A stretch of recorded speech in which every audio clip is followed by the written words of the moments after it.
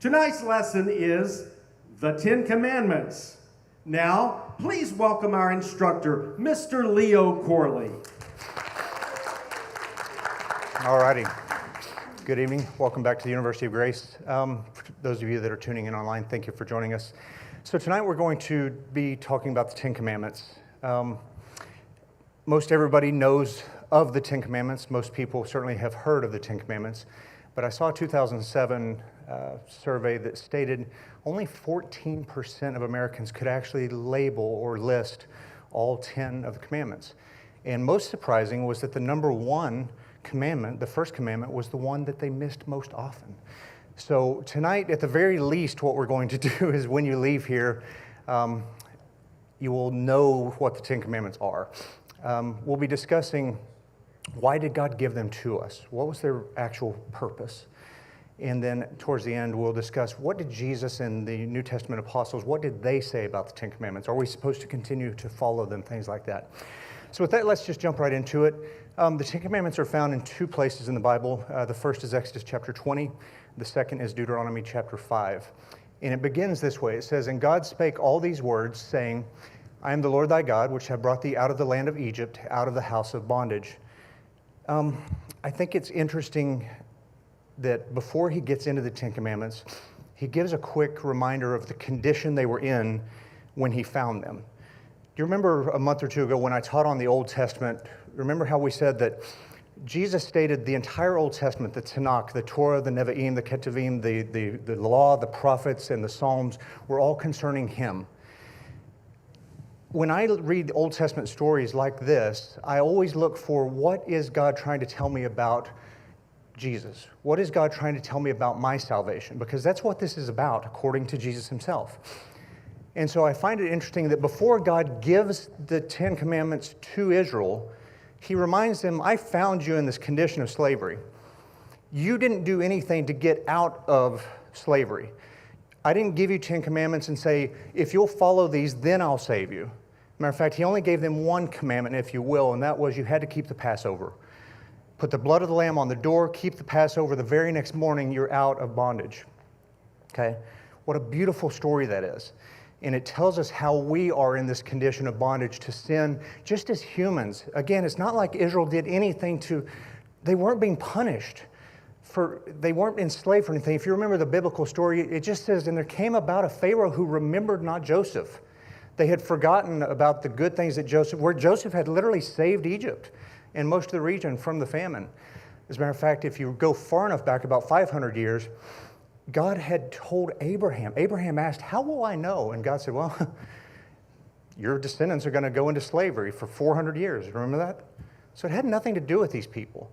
But their salvation did not come as a result of them keeping the Ten Commandments. So I want to start with that. And I want to tell you two quick stories, one for people that like children and one for people that like animals. And the reason I'm going to do this is because when I used to teach chemistry at the University of Tennessee and at Texas Tech, I would actually personify molecules. I was an organic chemistry teacher, and I would make up stories about different atoms and things. I know that sounds crazy, but it actually helped students understand how chemistry works. And so let me before we get into the Ten Commandments, I want to show this to you. The first is, I want you to pretend that you are going to adopt a child. You find a child that you absolutely love, you adore, you want them to be a part of your family forever. Could you imagine how ridiculous it would be to go to that child and say, I'm going to love you, I'm going to bring you into my house if you'll agree to these conditions. Here's the rules. You will brush your teeth every night at 8 p.m. You will make your bed every day. And if you do this, then I'll save you. Then I'll love you. Unfortunately, that's how a lot of us think of Christianity. If we can just keep the Ten Commandments, then God will love us. It's not what the Bible tells us. It's the opposite. He loves first, and then we do these things to show God that we love him. But it would also be just as ridiculous not to give the child a set of rules, right? Because we understand what happens to people who don't brush their teeth, right? It's not that we hate our children and we make them make their bed. We understand what happens to kids that grow up to be adults when they are never given responsibilities, okay? So I want you to keep that in the back of your mind as we go forward. Excuse me just a second, my phone is on full blast over here. Okay, the second story is about my cat. This is my cat Cthulhu. This was my buddy in college. In 1992, I was at a party in Lubbock, Texas, and I'm kind of an antisocial person, so I stepped outside of the party and went down by the lake, and I saw some ducks swimming around, being chased by something, and I was like, what is that? Is that a snake? What, is that a mouse? What is chasing those ducks? And up on the shore came that cat. He was about this big. He might have been a month old, and I was like, I have to have this cat. And so I put him in my shirt, and I dried him off, and I drove him home. And he was our cat for 10 years. We had him till 2002. But in 2002, when we moved to Tomball, Connor was 6 months old and was not sleeping through the night. As a matter of fact, this little guy didn't sleep through the night for 4 years. And Danielle and I were literally at our wits' end, and this cat was bored, lonely, whatever, but he was just screaming all the time. So even if we could sleep, he's meowing, wanting to go outside. And at some point, Danielle and I just said, fine, go outside, do whatever. And it feels like it was one day, but it may have been a week. But within a very short period of time of not having rules, we found him flattened in North Point Boulevard behind our house. And so I use that as an example of what can happen when a parent or somebody that loves you doesn't provide rules. When you get apathetic and you're just like, just do whatever. I no longer care. It's not a good thing. Today, this is our cat Casimir. It took 19 years. Do you see what's on him? If he goes out front, he's on a leash. In the backyard, if he even gets near the fence, we're on him. Why? Because we do love. And when you have that perspective that we give rules because of love, it changes how we see the Ten Commandments, okay? Agreed? Okay, so with that in mind, let's jump into the first of the four commandments. The first four commandments have to do with our relationship between us and God.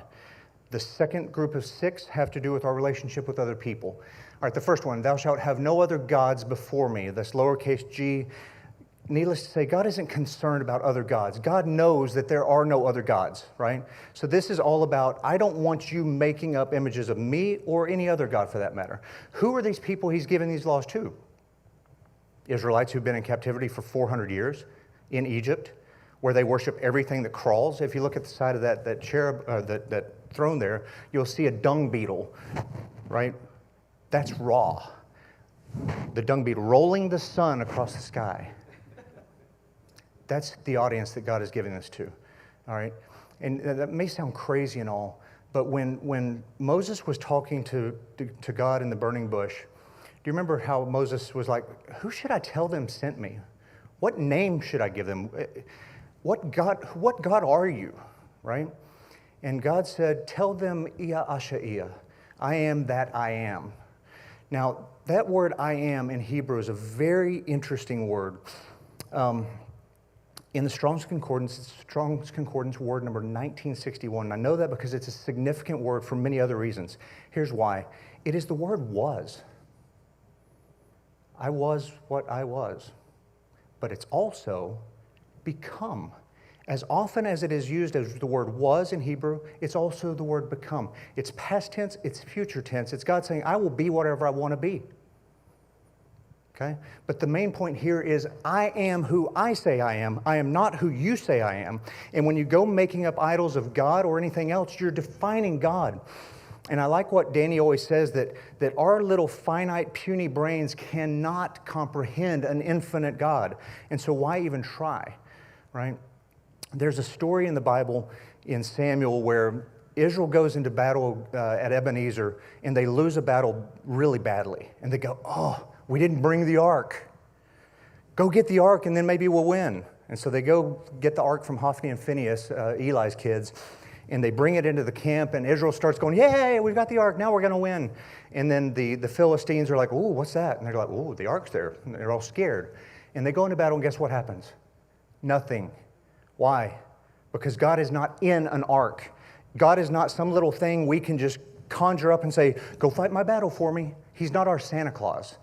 And that's what a lot of people do with idols. And we, The second commandment deals more with the actual physical making of idols. Let's read this real quick. Thou shalt not make unto thee any graven image or any likeness of anything that is in heaven above, or that is in the earth beneath, or that is in the water under the earth. Thou shalt not bow down thyself to them, nor serve them, for I, the Lord thy God, am a jealous God, visiting the iniquity of the fathers upon the children unto the third and fourth generation of them that hate me, and showing mercy unto thousands of them that love me and keep my commandments. There's a lot in that one. There's a lot more than don't make idols, right? Let me address a couple of things in there that I think people don't get right. Don't ever think that you're under some generational curse.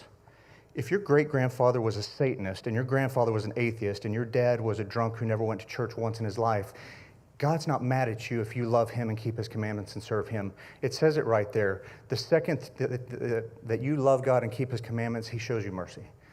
He couldn't care what your great-great-grandfather did. What he's saying is he's consistent. For as long, it doesn't matter if it's 10 generations of people that hate me, I'm going to be consistent. All right? The second thing I want to address here is God is a jealous God. I've actually in my life had people tell me that they can't believe in God because he says he's jealous. And isn't jealousy a sin? We have redefined jealousy. We think of jealousy more like covetousness. Oh, you're just jealous of his car. Oh, you're just jealous because that girl's super pretty, right? This is my opinion, but I think it would stand up. Jealousy is the natural outflowing of love.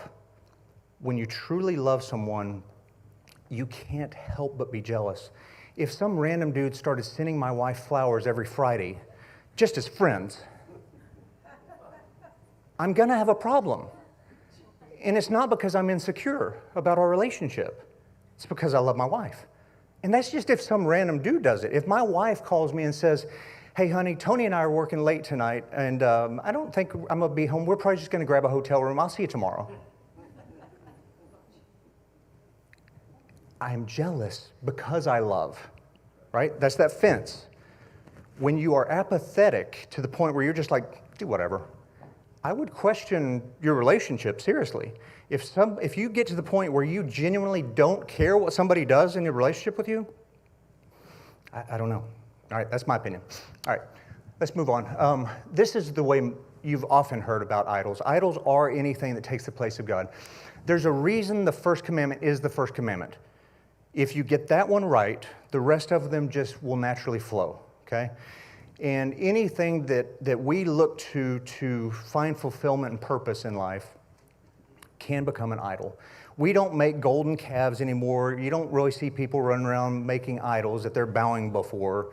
But many of us are actually living in golden calves, or we're driving golden calves, or our career is an idol, or even our children can become idols. I think that's one of the reasons why even with Abraham, God had him offer Isaac as a sacrifice. And Abraham didn't hesitate to pull that hand back. The angel stopped him and said, now I know. Now I know that I really am still number one. This miracle child that you and Sarah have been dreaming about for 25 years, even that, you have so much faith in me that, right? All those things can become idols. I put on their golf course and right next to a beach. Those are two things I love. But even vacations can become an idol. A bottle of wine every day after work. It's like, oh, I can't wait to get home. I need to have a glass or two of wine to chill. I got to smoke a joint. I've got to relax, you know. God is supposed to be the place we run to for our vacation, our rest. Christ is our Sabbath, right? And so all those things can become idols. All right. Third commandment, thou shalt not take the name of the Lord thy God in vain, for the Lord will not hold him guiltless that taketh his name in vain. When I was a kid, I grew up in a Southern Baptist church, and we had essentially reduced this one down to a cuss word. Even something like OMG in my house would have been, don't take the Lord's name in vain. My family would have had a real problem with Danny saying, good Lord. To this day, I sometimes get hackles on my back like, ooh, It's just a vestigial remnant of my childhood bringing. That is not what this is talking about, in my opinion. If the first two commandments were about, don't make me up, don't try to create me into something you want me to be, I would say this is more like, don't speak for me. Don't say I said something I didn't say. I gave you the word. If it's in the Bible, if it's in there, I said that, you can count on it. This has more to do, like, do you remember when I taught about Baruch and how they found his seal, Jeremiah's scribe? That guy could put his seal on it, or maybe a king's signet, right, on the wax. There's like, this is from the king. We have people running around that say, God said this.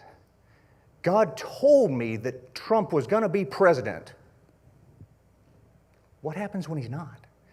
The Old Testament is full of God talking about false prophets that would claim to come and speak for God. I heard from God, and he said that you need to do this. Well, number one, God can speak to me if God wants to tell me something. But even so, if he spoke to you, fine. But it better come to pass. I'm afraid that a lot of people, they'll throw the name of the Lord around lightly, in vain. Like, God told me to wear this shirt today. God told me to park my car here. When I read the Bible, God didn't talk to people all that often. And when he did, even with an angel, they would soil themselves. Their knees would buckle, they would hit the deck, and the angel would have to say, stand up, fear not. They're not just so lightly, God told me this, God told me that, okay? So I think that's more of what it's talking about. But one other way that I like to look at it, and I think this would also stand up, is the Bible is always full of biblical or of marriage references. God talked about Israel as being his bride. In the New Testament, Christ talks about the church being his bride. Well, when a bride marries a groom, what does she do? She takes his name. And a bride that takes the marriage seriously doesn't take it lightly. And so on social media and things like that, when you see faith and you see Christian, what is that saying? You're saying, I am a man or a woman of Christ, right? And so if everything you're posting is sexual in nature, it's profane, it's antagonistic, if you're putting out nothing but bad things, are you taking the name lightly? And I'm speaking to myself. About a month or two ago, I actually had to go through my social media and look at what I was putting out. And I was putting out a lot of anger. And it just really, I know Jackie's going to teach on the fruits of the Spirit eventually. And that's one of them, is, are you putting that out? So, okay, moving on. Boy, I spent a lot of time on that one. Number 4, remember the Sabbath to keep it holy, separated, sanctified. 6 days shalt thou labor. You're supposed to work 6 days. And by the way, work is not a curse. Sometimes people think Adam was cursed and he has to work. If you read the Bible right, Adam was given a job before he fell. He was given the job of tending the garden. So work is good, but you're supposed to do it all in 6 days. But the 7th day is the Sabbath of the Lord thy God. In it thou shalt not do any work, not you, nor thy son, nor thy daughter. So you can't be sitting on the couch and putting your kids to work, mowing the yard, or putting your employees to work to make you money, right? Not your cattle, not the strangers within thy gates. For in 6 days the Lord made heaven and earth, the sea, and all that is in them, and rested the 7th day. Wherefore the Lord blessed the Sabbath and hallowed it. Remember how I said the first 4 commandments are about your relationship with God? This is the first opportunity really where you can do something to show him that you're serious about the Sabbath. How many of you have watched the movie Chariots of Fire, by a show of hands? Okay, most everybody, that's good. Danielle and I watched that a few weeks ago. That was one of my favorite movies when I was a kid. It actually inspired me. I started training for the Olympics literally the next morning after watching it. But it really was a movie about the Sabbath. It was a movie about the world's fastest man, Eric Liddell. His whole life he was destined to run this race and win this race, and it just so happened at the 1934 Olympics or whatever it was, his race fell on the Sabbath. And so he just said, I guess I'm not running. This is a guy who did what? He put God number 1. That first commandment was real for him. The other guy in the story, Harold Abrams, the Sabbath should have been a big deal for him, but it wasn't. As a matter of fact, racing was all he had in his life. As a matter of fact, he said, I'm afraid of winning. As if, what am I going to do when this is over, when I don't have this anymore? See, God tells us the Sabbath, it's for us, but it's also from us to God. It's a gift. It's like, think of it this way. If I were to hire you for a really good job, and you're sitting across the desk from me, and I say, okay, I'm going to pay you $500,000 salary, okay? It's a job you don't want to lose. But the only condition is I can never catch you working on the Sabbath. I don't want your phones forwarded home on Sabbath. I don't want to see you emailing on the Sabbath. How many of you think you could do that? It's a condition of your employment. What if the only reason I said that is I just want to see if you would do what I said if you'd follow me, if you'd obey my rules. In obeying, just like a child who brushes their teeth, they don't understand why, but they know they're supposed to. In the Bible, there's what's called the sabbatical year. You're supposed to plant for 6 years, and on the 7th year, you're supposed to let your land lie dormant. And whatever grew up, and you're supposed to let the poor harvest from it, whatever. But you weren't counting on it to make you money or to bring anything into your storehouse. It was one of the ways that you showed God that whatever I get in 6 years, it's going to be sufficient. It's like when we tithe, we give God the first fruits of our 100%, we give him 10% at least, knowing that the 90% is going to be sufficient.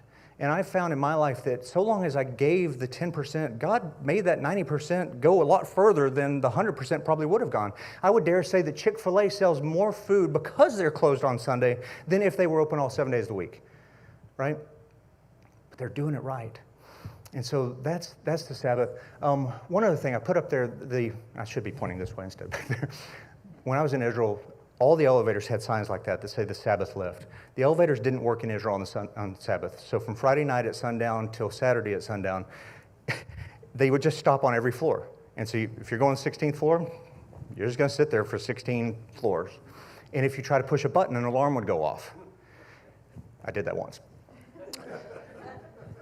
But I know they're missing the meaning here.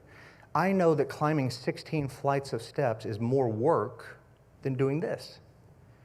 And it's like Jesus would say to the scribes and Pharisees, he said, search the scriptures, for therein ye think ye have eternal life. Talking to the scribes and Pharisees. You're doing all these stupid laws, thinking that you're going to get salvation by keeping this letter of the law. They were getting on to Jesus for what? Healing a man on the Sabbath. And Jesus said, which one of you, if your ox falls into a ditch, isn't going to pull him out? That's working on the Sabbath, but you know you do it. How much more is a human worth? So Jesus is saying, we have these debates, is the Saturday the Sabbath or is Sunday the Sabbath? God wants you to show him that whatever 6 days you work in, you're counting on him, you're trusting him to bless that work. But not only that, do you remember the Dust Bowls in the 20s and 30s here in America during the Great Depression, or kind of led up to it? It was caused by not having crop rotation, right? They never let the land lie dormant. And our human bodies are the same way. If we just go, we're going to stop producing. We're going to deplete our soil, if you will, okay? I think that's about all I want to say on that. It's just, like I said, it's a way to show God that you trust him, all right? I'll leave it there. Number 5, this enters into our dealing with relationships with other people. It makes sense that the very first lesson here would be with the very first people children would ever deal with. But this isn't necessarily just about children. Honor thy father and thy mother, that thy days may be long upon the land which the Lord thy God giveth thee. At that time, that was a real law. If you were a dishonorable child, they could take you out and stone you, okay? Today, most of us have, truncated this down to obey your parents. And we are supposed to obey our parents. The Bible says, children, obey your parents, for it's what is right in the Lord. But as an adult, I don't have to obey my dad, right? If my dad wants me to do something that I just don't agree with, or I don't even really want to do it, I don't have to. I can say, Dad, I love you, but I don't think I'm going to do that, right? I can honor a police officer that gives me a ticket, even if I disagree. I can honor the judge that sentences me a fine that I still don't agree with it, but I can show them honor and respect. If you have children that don't honor their parents, it starts a process that flows into the rest of society. The child that doesn't honor parents won't honor a police officer. They won't honor a teacher. They won't honor a judge. They won't honor a governor or president. And the Bible tells us that we are supposed to honor authority and leadership because God puts them in place, okay? This can be a really difficult thing to do for people who have had horribly abusive parents. If you had a parent that was never there, they ran out on you, or they were a drunk that beat you or beat your mom or whatever, sometimes it's hard to honor those people. Jesus told us it's easy to love people that love you, right? He says even the heathen do that. I want you to love those that hate you and despitefully use you. You know, if you've been carrying around hatred or animosity towards your mom or dad for 30, 40, 50 years, you need to drop that. It's kind of like that video that we play on Sunday sometimes where the guy's carrying all the luggage, right? It's just, at some point, you've got to let it go. Remember, this is one of those walls that God's putting up. It's not just, it's what's good for you. He wants you to resolve these issues. And if all you can find is, well, I didn't starve.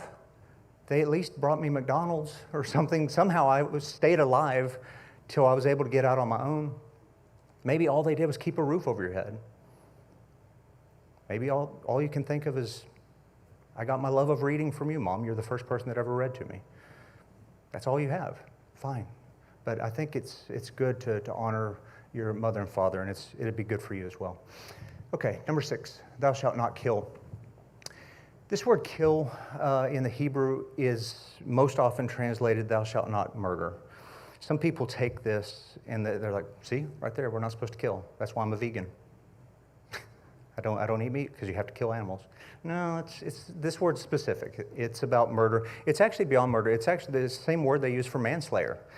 So even if you just are throwing rocks and you accidentally kill a man, it's that word. So God's kind of saying, don't take man's life lightly. All right, this is a big deal. This is a good time to jump into Christ's teachings. If you haven't read the Sermon on the Mount recently, go do so. Matthew 5, 6, and 7 is so important. So this is Christ. He's going to start discussing the 10 Commandments. He says, think not that I'm come to destroy the law or the prophets. I'm not come to destroy, but to fulfill. Sometimes we take that to be do away with. It's completed. He's really saying more like if the law and the prophets were the foundation of a building or the framework, I'm come to put the roof on it. I'm come to finish it. When I put the roof on, does it do anything to the foundation? It doesn't change the foundation at all. As a matter of fact, that's what it was built on. He's saying if the law and the prophets fill a beaker this full of water, I'm coming to fill it the rest of the way full. I'm coming to fill full or fulfill it, right? Moving on, he says, whosoever therefore shall break one of these least commandments. What is the least commandment? The Sabbath? Honoring your mother and father? Killing people? Which one do you think we can now break? It's a good idea. Let's just go do adultery. Why not? Whoever shall break one of these least commandments and shall teach men so. So if you're running around saying you don't have to do the 10 Commandments anymore, what's Jesus say? He says, you shall be called the least in the kingdom of heaven. But whosoever shall do and teach them, the same shall be called great in the kingdom of heaven. I think it's interesting that both of them make it into the kingdom of heaven, right? But does it sound, now this is Jesus himself talking, does it sound like he thinks it's a good idea to stop teaching the 10 Commandments? No, quite the contrary. But what's he say? I want to finish it. You have a certain understanding of it, that's the foundation. Let me add to it. All right, watch. Ye have heard that it was said by them of old time, thou shalt not murder, thou shalt not kill, and whosoever shall kill shall be in danger of the judgment. But I say unto you, or you can actually say, and I say unto you, that whosoever is angry with his brother without a cause shall be in danger of the judgment. And whosoever shall say to his brother, Raha, that kind of means like, ugh, you, just disdain, right? Shall be in danger of the council. But whosoever shall say, thou fool, you idiot, you moron, you're going to be in danger of hellfire. Jesus just equated calling people names with murder, with that as the standard, how many murderers do we have, right? I am. I try not to be. But I must admit, I do sometimes think of people as less than. They don't know as much as I do about this, and that's why they're so stupid, right? Or whatever. What he's saying here, you can literally talk down to someone so much that they could go commit suicide because of the name calling. Now, that's not exactly what he's saying here, but he's saying in all three of these cases, he's talking about dehumanizing people. You're thinking less of people in entire swaths of humanity, in groups of people. Look at that. Whoever's angry with his brother without a cause. What does that mean? Liberals hate conservatives because they think they're the cause of all the country's problems. Conservatives hate liberals because they think they're the source of all the problems. We used to have Catholics killing Protestants and Protestants killing Catholics. Those people never did anything to you personally, right? Hitler killed 6 million Jews because they were seen as less than. He killed people that had Down syndrome or were homosexual because he viewed them as less than. Pol Pot in the killing fields of Cambodia, his Khmer Rouge, what did they kill people for? Do you remember this? Wearing glasses, because wearing glasses was a sign of intelligence. If you spoke multiple languages, you were considered erudite, and they'd kill you for that. What does all that have to do with? It's seeing people as less than. And I think the ultimate example of thou shalt not kill and the ultimate example of doing so because you think of someone as less than is abortion. Abortion is the ultimate example of that's not really a person, that's just tissue. It may be 38 weeks, but it's just tissue. We don't even use words like baby, it's an embryo. And so that makes it easier to kill. When you see people the way Christ sees people, they're all your children. And if you've got one child that's different than the other, you don't love them or hate them. As a matter of fact, you hate it when one of them is belittling the other one. Christ was the ultimate lives matter Messiah. We live in this society where it's this life matters, that life matters, these people right. We are so divided today. But Christ was that guy that would hang out with Matthew, the Hebrew, who was what? Tax collector, working for the Roman government. Could you imagine if Italy had people living in Tomball that were Tomball citizens going door to door, getting money from you to send back to Italy to build roads? You're not hanging out with that guy, but Jesus did. He hung out with lepers. We're talking about a really contagious disease here where they had their own colonies. But Jesus is like, those people need a hug. They still need love. They're still human. They're still my children. They may be afflicted with this. And he probably didn't even wear a mask. And then he went back. Can you imagine the disciples like, Jesus, where has he been? I'm going to miss the Sabbath this week. I'm going to give him 14 days or whatever quarantine. The woman caught in adultery. He's like, woman, where are your accusers? I don't accuse you. He didn't say it's okay. He said, go and sin no more. Stop it. There's a wall. I know there's nothing on the other side of that wall but death and anguish and misery. Don't do it. Stop it. But Jesus still cared for her. I think, I mentioned abortion. Jesus would have been he is the type of Messiah that would have been outside the abortion clinic begging women not to go in there and do this. He would say, I understand. I know you're scared. I know you're concerned about how you're going to pay for this. I know you're concerned about that your life may be over, that you still want to have a social life, and I understand all this, but don't do this. This is murder, and you're going to carry this for the rest of your life. This is going to be a scar. This is a wall. Don't jump over that wall. But he also is the type of Messiah that would have been on the backside of the abortion clinic when that woman came out. And he would put his arms around her and said, I still love you. You're still my child. Think of it from that fatherly perspective. This is still your daughter. God, I wish you hadn't have done that. This is going to hurt, but I'm going to be here for you, right? I know I'm dragging this one out a lot, and that's a lot in Thou Shalt Not Kill, but it really is about dehumanization. It's about seeing anyone as less than a child of God. And that's why it even was regarding manslaying. Man is made in the image of God. That's why it's wrong to kill. That's why it's wrong to murder. Okay, moving on. Number 7, thou shalt not commit adultery. Jesus said, same place, Matthew 5, ye have heard that it was said by them of old time, thou shalt not commit adultery. But I say unto you that whosoever even looketh on a woman to lust after her hath committed adultery with her already in his heart. I love that meme because it is so, the woman he's with, that's God. And he's looking at us like, what are you doing? I'm supposed to be your source of fulfillment. Why are you looking at all these other things? You know, in the case of adultery specifically, God gave us, needs that are supposed to be met only in the covenant of marriage. And anytime we go outside of that, it really is like jumping over that wall. There is nothing over there but death, misery, anguish. The beauty of what's supposed to be in marriage is diminished. The intimacy is diminished. The more partners people have, the more they look at pornography. That intimacy is broken by doing that. And I've had friends come to me with pornography problems, and it really is pornography. It's really no different than King Solomon having 1,000 wives. Can you imagine him having any significant level of intimacy with any one of them? Or any of those people feeling significant in Solomon's life when he has 1,000 other concubines? It's not supposed to be that way. And when people look at pornography, it's the same as having Solomon's harem. And I tell people that pornography is adultery for cowards. It's the same thing. You just don't run the risk of getting caught. You don't run the risk of getting infections. You don't run the risk of having unwanted pregnancies. You don't run the risk of all these things. But it's still the same. It's adultery for cowards.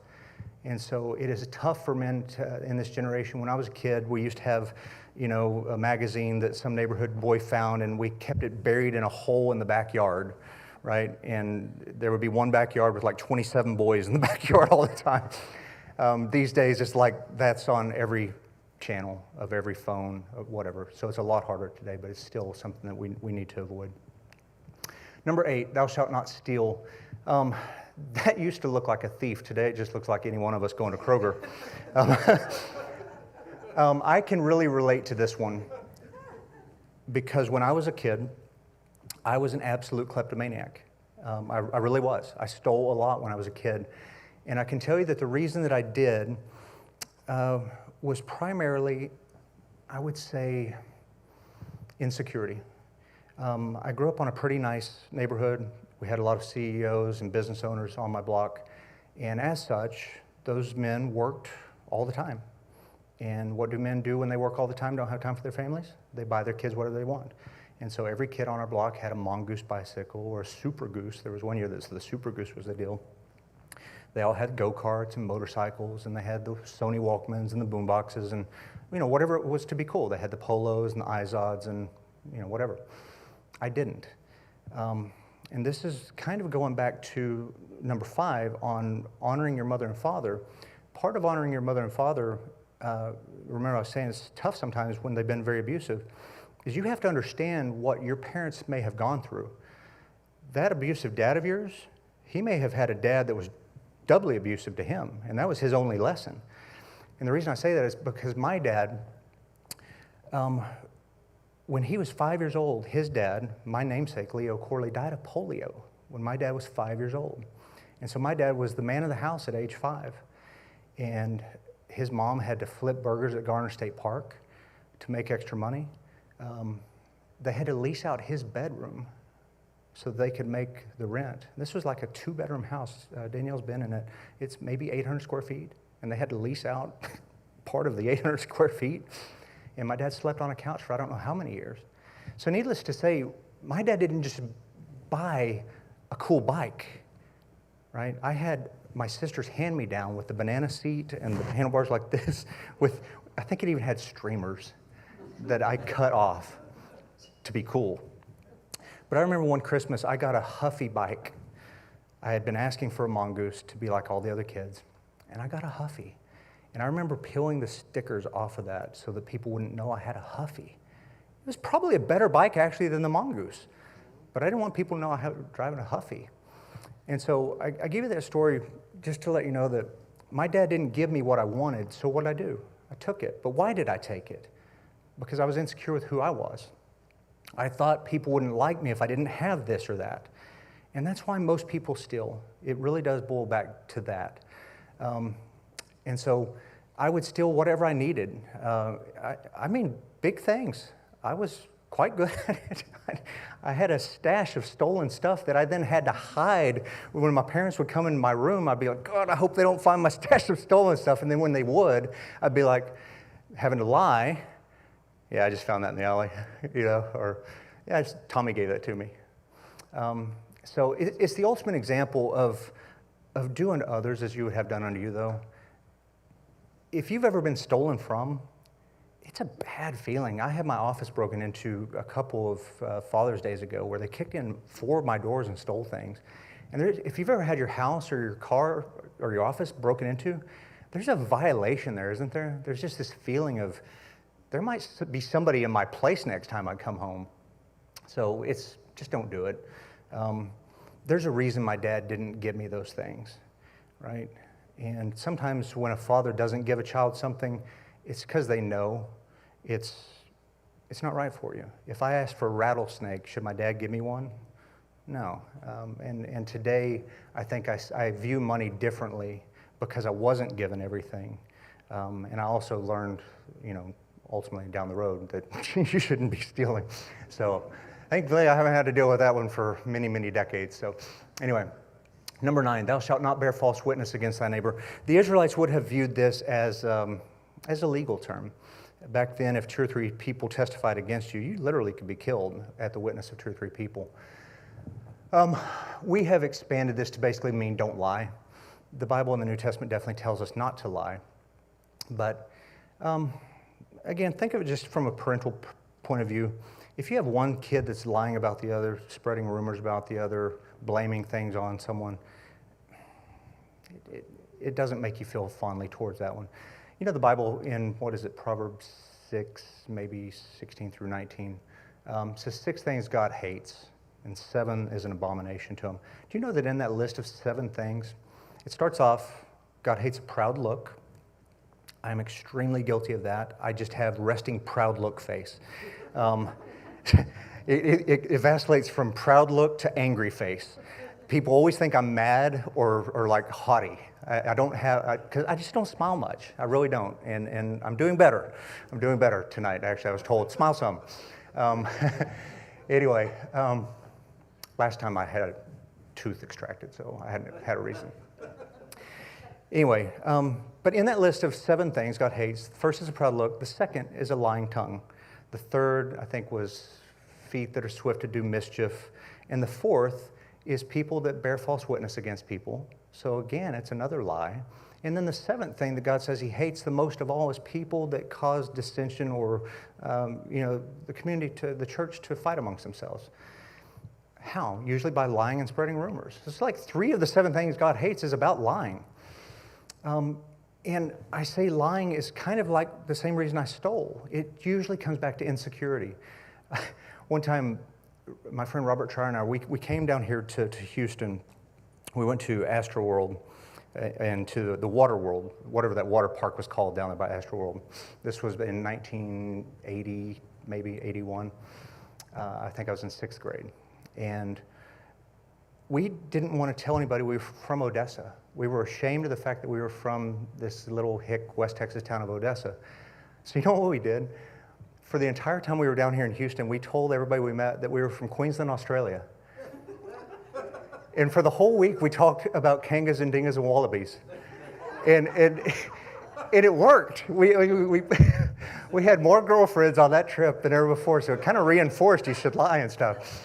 But what is that? It's just insecurity. That's all it was. And again, at some point it gets kind of old. You're like, when are they going to figure this out? All right. Again, it's one of these walls. I think the ultimate example of this. It's bad when you lie to other people about other people. I think it's even worse when we lie to other people about ourselves. When we tell people that we have things, we do things, we did things, we are things that we're not. I saw a video, probably on Facebook or something, but a guy had a blind date, he shacked up with her. The next morning, he wakes up, and the woman next to him is nothing at all like the one he went to bed with. Her wig is on the floor. She has a buzzed haircut like Sinead O'Connor. Her eyelashes are on the nightstand. I think she even had dentures that were sitting on the nightstand. Her padded bra and padded hips were on the floor. And I'm not picking on women. Guys, we have just as many fake things about us as well. But my point is, could you imagine having the most intimate that you're supposed to be with anybody, and to have them not really know you? Could you imagine living this lie? Where, just like in that example, could you imagine being the woman that has to get up 2 hours early every day to get all of it back on before she can be seen by the person that supposedly loves her? Well, we do that with God. We try to get our dentures back in before He sees us. But the cool thing about God is He does know us. He sees us as we are, and He made us that way. And this is just, like I said, this is one of those fences that God, we don't lie to other people about ourselves, because when we do, we don't give them the opportunity to love us. And if somebody loves us for something we're not, then you can never trust that love. You can't really feel like, well, they just love me because they think I have this in the bank account and I don't, right? I had a friend, Mike Elliott, who showed me an example way back in college. He had a really nice Dodge Stealth RT twin turbo, bright red, and when he would go out on dates, he would park it around the corner, and his date would meet him at the library or whatever, and they'd walk out and she'd say, "Where are you parked? Where's your car?" And he's like, "Oh, it's around the corner." He wouldn't want her to see, and it wasn't because he had a bad car, it's because he had a great car. But he wanted to know that if somebody did like him and wanted to go on a second or third date, it wasn't because of the car. And I was like, man, that was really mature for a 20-year-old dude. You don't see that very often. Okay, number 10. This is the bookend. Remember, if number 1 was, you shall have no other gods before me, I want to be your everything. I want to be where you go for every bit of your fulfillment in life. Number 10 is the bookend. It's at the far extreme. It's you're looking everywhere but that. Number 10, thou shalt not covet thy neighbor's house, or you might even say his status symbol. That's kind of what houses are. Thou shalt not covet thy neighbor's wife, the relationships that he's been able to do. You have no idea the work that he put into that relationship to get the marriage to that point or whatever. Nor his manservant, nor his maidservant, basically his possessions, okay? King Solomon probably is the best example of that, of any example I could throw out.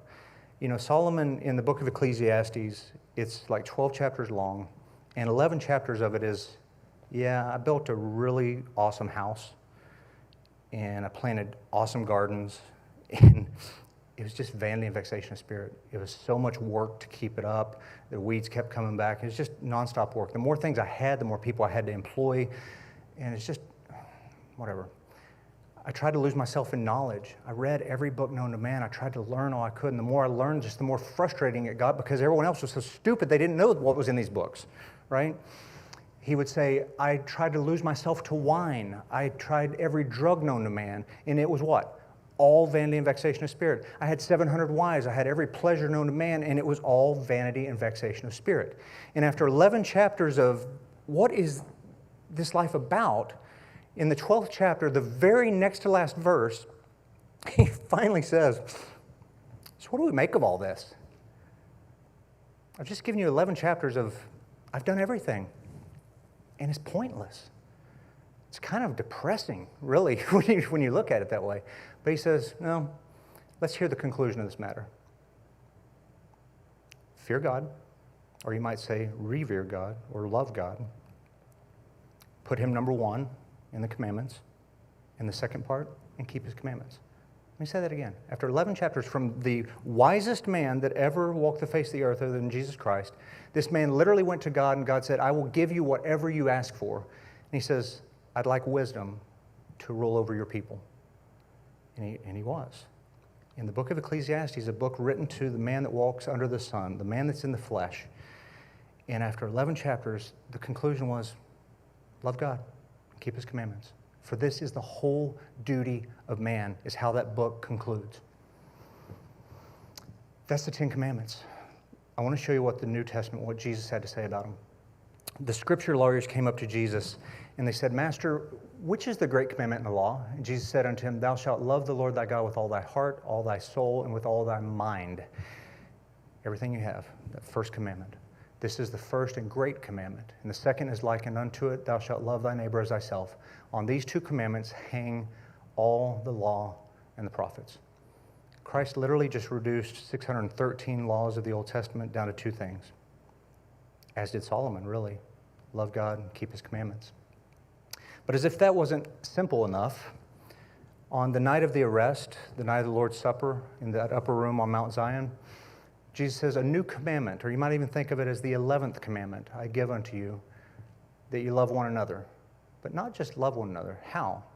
As I have loved you. Well, how did Jesus love them? Well, he served them. He washed their feet. He fed them. He would ultimately be beaten, whipped, and crucified for them. He was willing to give everything. That was his definition of love. Anytime I think that somebody's trying to take advantage of me or somebody's being mean to me or whatever, I just remind myself, God told me I'm supposed to love people the way he loved people, and the way he loved people was literally dying for them. And I'm not perfect, and I'm not being punched in the face and spit upon and crucified. I think I can deal with whatever this bozo's doing to me, right? He says, by this shall all men know that you're my disciples. That's kind of a throwback to that taking the Lord's name in vain, remember? People will know that you're Christians, men and women of Christ, by how you love people, if you love one another. Paul in Romans would say, owe no man anything but to love one another, for he that loveth another hath fulfilled the law. For this, you might say, by this, thou shalt not commit adultery. Thou shalt not kill, thou shalt not steal, thou shalt not bear false witness, thou shalt not covet. You're going to be happy for your neighbor when they get that new house, that new car. That's something that they want. God blessed them with it. Be happy for them. And if there be any other commandment, it is briefly comprehended in this saying, namely, thou shalt love thy neighbor as thyself. Love worketh no ill to his neighbor, therefore love is the fulfilling of the law. They're kind of just beating you over the head with this, aren't they? And if love is the fulfillment of the law, John tells us that there is no greater love than for one to lay down his life for his friends. And this is how I see Jesus fulfilled the law. As John 3:16 says, God so loved the world that he literally gave his only begotten Son. All right, last two slides. I told you at the beginning that I was going to discuss why did God give us all these commandments, these 10 commandments, if he could have just said love people, right? What was the purpose of all that if Jesus was just going to reduce it down to love God and love people? Galatians says, wherefore the law was our schoolmaster to bring us unto Christ that we might be justified by faith, not by works, lest any man should boast. I love the schoolmaster concept. What is the schoolmaster imagery? You're never doing it right. You're hitting you on the knuckle with the ruler, right? For me, it was go right on the board 1,000 times. I will not steal, I will not steal, I will not steal. I will not tell people I'm from Australia or whatever. I won't be insecure. I'm going to look to God for everything, right? That's the schoolmaster. The schoolmaster, Hebrews tells us that the law, that God was never interested in the blood of bulls or goats and all that kind of stuff. Every year, sacrifice, all these dead animals. I was never interested in all these dead animals. I wanted love. And unfortunately, only through the sacrificing of these animals was God able to kind of get something from us as a way to show that we loved him. You know, the burnt offering, throwing a cow on a burnt offering and just burning it up, guys, it's the equivalent today of reaching into your bank account and pulling $10,000 out and throwing it on the barbecue grill. That's what it was. That was their meat source. That was a source of cheese. That was a source of clothing or shelter. It was a tool for barter. And by burning it up, you're basically saying, I trust God. I trust God that the same God that gave me that cow, if he wants to give me 2 more, he will. That's the schoolmaster. It was never designed to get us to perfection. Think about the Israelites. Once they got the law, what did they do with the law? For 40 years, they literally walked in circles and never found salvation under the law. How did they reach the promised land? Who led them? It wasn't Moses. Moses represented the law. Who crossed the Jordan River? It was Joshua, Yeshua. He parted that Jordan River, meaning the river of judgment. God, the scripture is so incredibly beautiful. Last slide. This is a verse of scripture that I never honed in on until I joined this church. And I'm glad that this one comes up a lot. It is the perfect picture of how God wants us to view the Ten Commandments. It says, "Therefore, if thou bring thy gift to the altar, and there rememberest that thy brother hath aught against thee," not that you have a problem against your brother, that somewhere out there somebody has a problem with you. That's different. It says, "Leave your gift before the altar and go thy way. First be reconciled to thy brother, and then come bring the gift," right? Back to looking at this from a parental point of view. If you have two kids and one of your kids comes to you and says, "Daddy, I just love you so much. I made my bed this morning every day for the week. I brush my teeth every day. I mowed the yard, and I'm making straight A's, and I'm doing it all because I love you so much." You're like, "That's awesome, man. You feel loved." And then he turns away, walks down the hall, grabs his brother and goes, "Get out of my room, you idiot. I hate you. You're ugly." Right? And punches him and does that. How does that make you feel about what he said to you earlier? It's like, how can this loving child be so... Because guess what? You love this child just as much as you love this one. But like the Bible says, how can bitter or poisonous water flow from the same stream as sweet water or pure water? It ought not be this way. And so that's why God is saying, if you're going to come worship me, I care an awful lot about how you treat your neighbors. And that's why Jesus says, I give you a new commandment. I want you to love. And so the Ten Commandments, I kid you not, it really boils back down to one thing. It's how you love your brother, how you love your sister, how you love people. And I think it's great that in this church we focus on that. So I think I'm going to leave it there for tonight. That's kind of how I view the Ten Commandments and what the New Testament says about them. Next week at the University of Grace, I think Danny is going to be back, and he's going to be talking about a very loving topic, hopefully, and that is marriage. So thank you for being here. I appreciate the opportunity to speak to you. Thank you.